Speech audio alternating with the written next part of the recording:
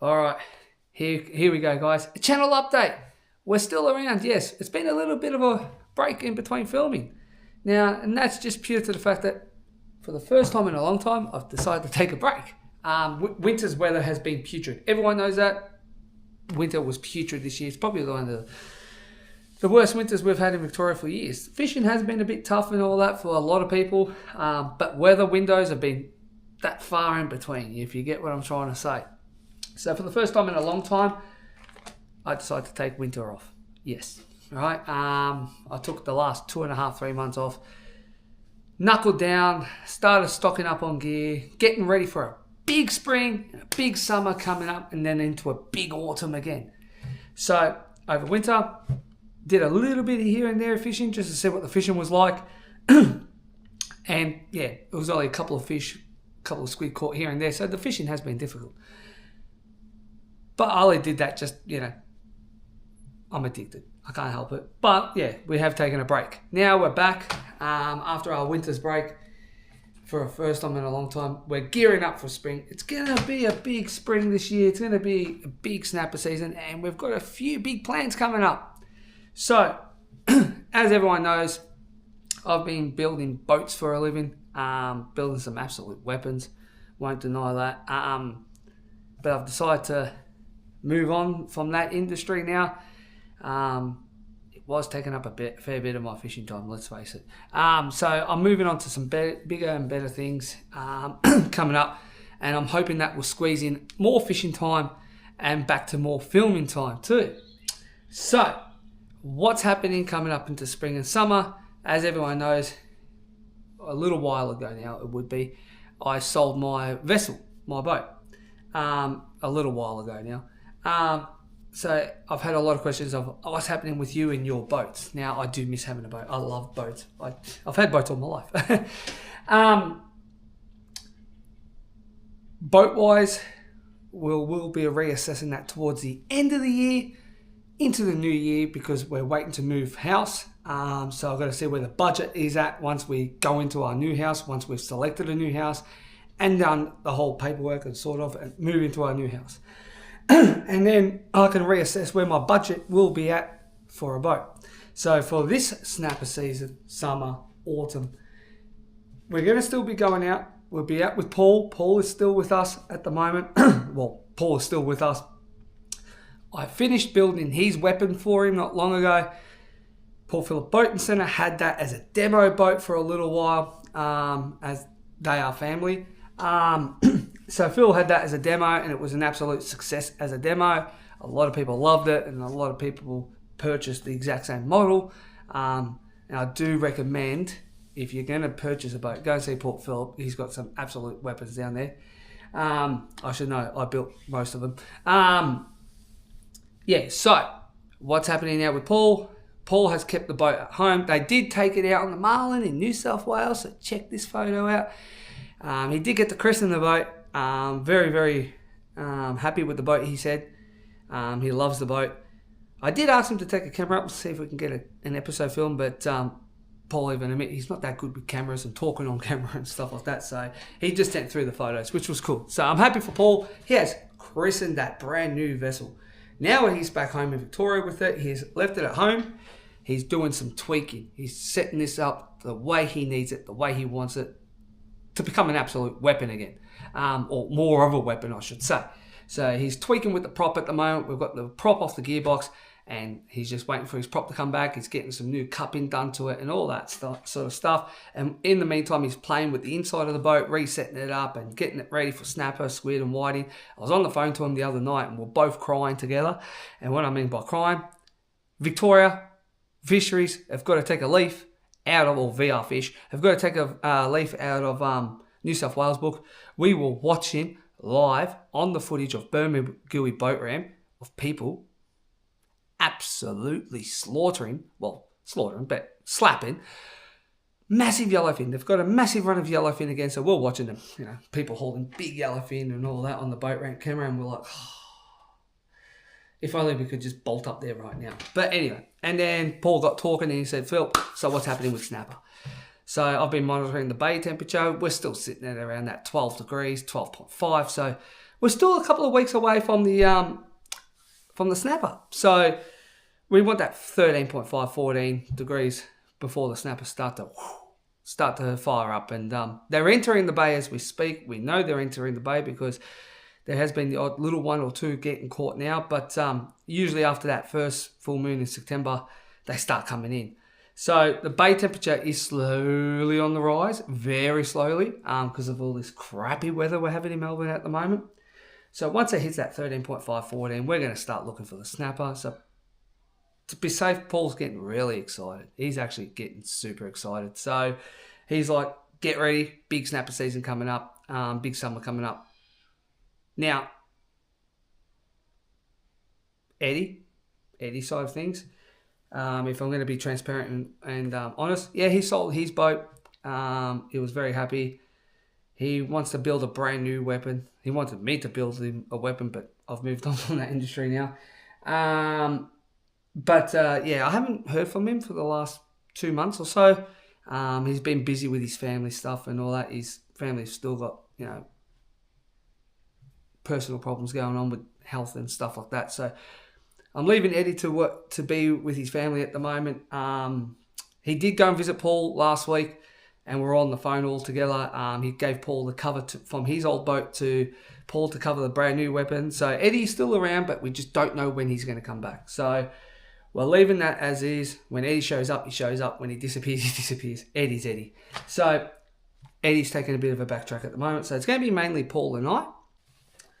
So, yeah, with the whole Eddie side of things, we're going to play that by ear. But this is going to be the interesting thing and exciting thing for a lot of people.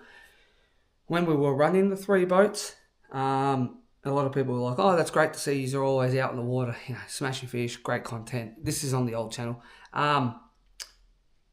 But we want to see more land-based stuff. And that's why on this new channel, the couple of videos that are up, some of them are land-based, right?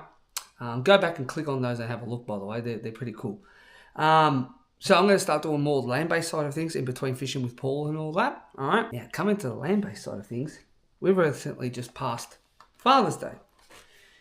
Family said to me, what do you want for Father's Day? I said, really? You're going to ask that silly question? So I said to him, I'm going to aim for snapper and various species, land-based as well this year, as well as boat-based. So they went out, they got me the new lure bag. Now, everyone knows me, I've got probably a BCS tackle store worthy of lures and soft plastics and stuff. But I really want to try these new stuff. No way endorsed or whatever, but it's by Nomad.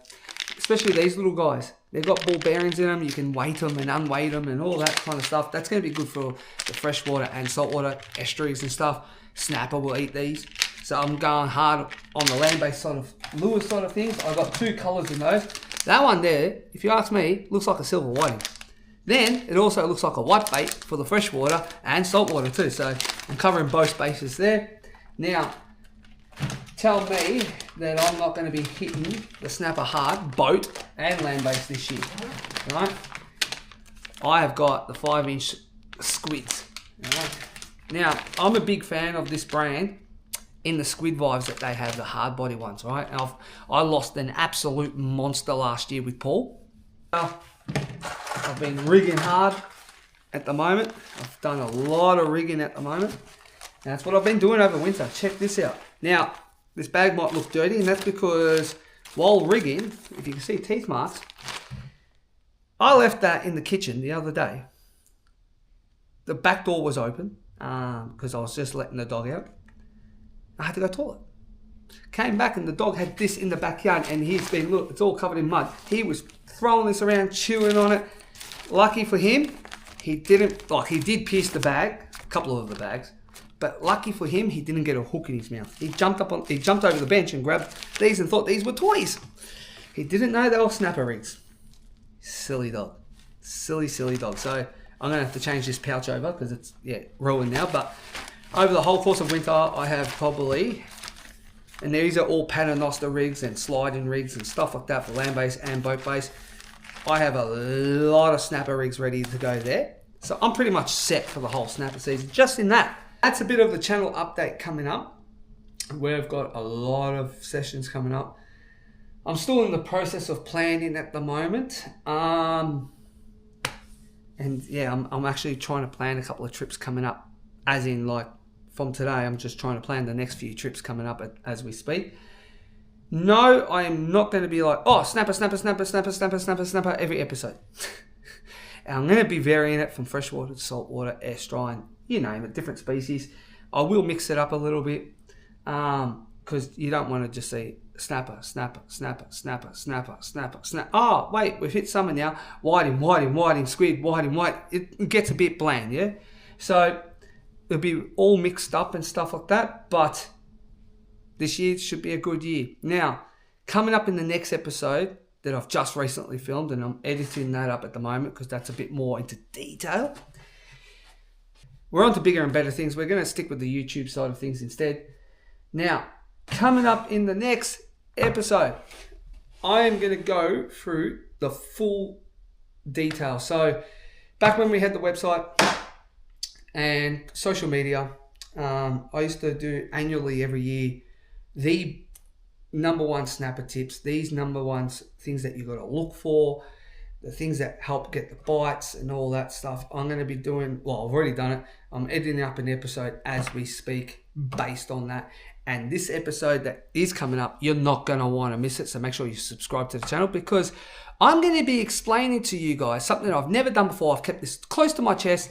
A lot of the people in the know this. I will say that. But if you're an up and comer into the snapper fishing or fishing in general, or you've been in snapper fishing for a fair few years and you don't know this is going to improve your snapper catches this year and beyond. So this summer, it's meant to be a wet summer. They're saying it's a wet spring, wet summer, a lot of rain.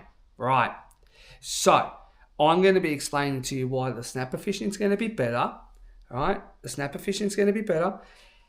And where to target these snapper, where to find these snapper, and it's going to end up with you having way more captures. So stick out for that. Stick out. Look out for that episode. That's coming up very, very soon. All right. Not long after this one. So make sure you subscribe so you know when that episode goes up, because I'm telling you now, it's going to blow your mind with the technical information that's in that. I've already pre-filmed while we're having the break another episode on snapper rigs.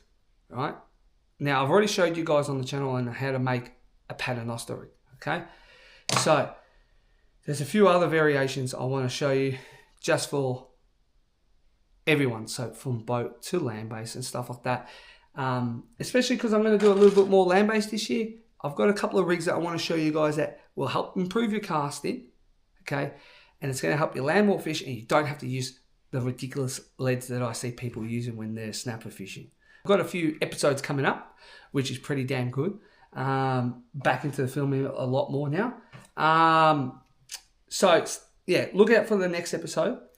That's going to be a full intel into snapper, the movements, the migration, why they come in at certain times of the year. Now, I do know there's a lot of videos on YouTube about that kind of stuff. But when I was going through a little bit of those videos, a lot of them, majority of them, don't explain the stuff that I'm going to explain. So I dare say there will be a few videos coming out after this one with people using the same info, which I don't mind because you can find it relatively easy once it's out in the public domain. So guys, stay tuned. The channel is about to fire back up. We've had a winter's break and YouTube is about to go boom. So we're about to go more frequently on YouTube. Now, it's not going to be guaranteed every week, okay? I know with the old channel, it was guaranteed. Every Thursday, every Friday, I think it was, there was an episode. Boom, boom, boom. So with the new channel too, it's when we actually get good content, because I don't just want to put up an episode of one fish, two fish, or 2 or 3 squid, or, you know, soft plastics fishing down on the rivers or something. You only get like 1 small fish. You know what I mean? So it's content, but it's not good content. Yeah. So we're aiming for higher quality content now. We're going to be aiming for good content. So if I go to a lake and I catch a trout this big, 1 trout for the whole day, that won't go to air. If I get 4 or 5 or 6, awesome. If I get 2 or 3 even, that's a good, recently good episode. snapper fishing, if we only get it, if we get 1 or 2 school fish, there's no point, right? 1 fish, no point. If we can get 3 or 4 good snapper from say 3 kilo, 2 kilo onwards, awesome. Land-based, if I'm getting pinkies at 30 centimeters, probably wouldn't even bother unless it was like 6 or 7 of them in a row.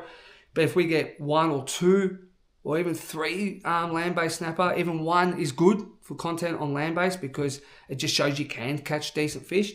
So we're just coming at you with more quality content, and that involves less frequent episodes, but higher quality. So we're going for quality over quantity. Almost like when you're fishing, you want quantity over quality. You don't want 10, 30 centimeter pinkies. You want your 3 or 4, you bag limit of 3, but if you're with 2 people, 3 or 4, 5, 6 kilo fish. So think of that as in filming wise, that's what I'm aiming for from here on in.